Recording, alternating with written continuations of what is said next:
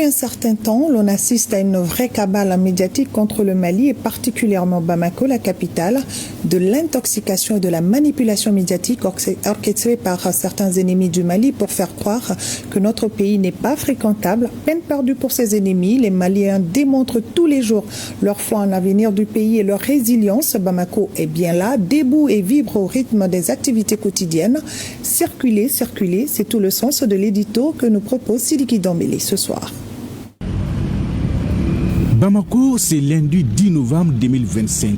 La capitale malienne, dans toute sa splendeur, vit, respire et vit à l'image de toutes les grandes villes du monde. Ça grouille dans la circulation avec des bouchons par endroits, des élèves et étudiants qui ont repris les chemins de l'école, les commerces et les marchés bien animés, les salles de conférences et de spectacles ne désemplissent pas. Bref, Bamako respire à plein poumon. N'en déplaise aux détracteurs qui font croire que le ciel tombe sur la capitale malienne depuis un certain temps. Les communiqués des pays occidentaux invitant leurs ressortissants à quitter le Mali restent sans effet. C'est une cabale qui est lancée par de nombreux médias occidentaux pour discréditer notre pays. De la propagande pure et dure, et souvent avec la complicité de certains apatrides à la merci de l'ennemi. La question que l'on se pose est de savoir pourquoi donc toute cette cabale médiatique contre notre pays. Parce que simplement, Bamako, tout comme Niamey et Ouaga, a décidé de prendre son indépendance entière et totale, de se refonder, d'exploiter et de tirer profit de ses ressources minières, bref, de prendre son destin en main. Un fait dont se refusent à croire beaucoup de chancelleries occidentales et même certaines organisations sous-régionales.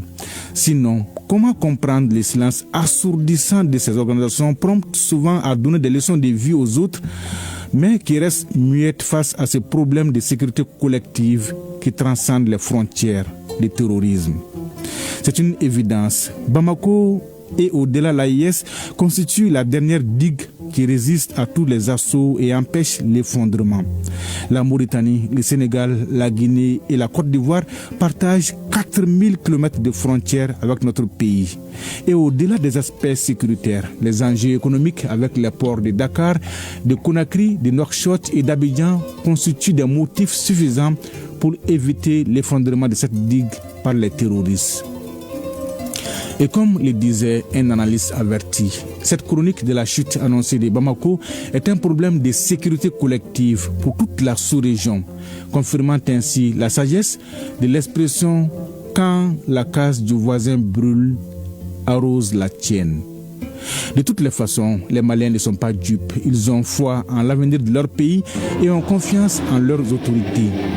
Ils savent que les ennemis du Mali ne vont jamais croiser les bras. Ils mettront tout en œuvre pour pouvoir freiner l'élan souverainiste en cours dans l'espace AIS. Mais ce sera peine perdue.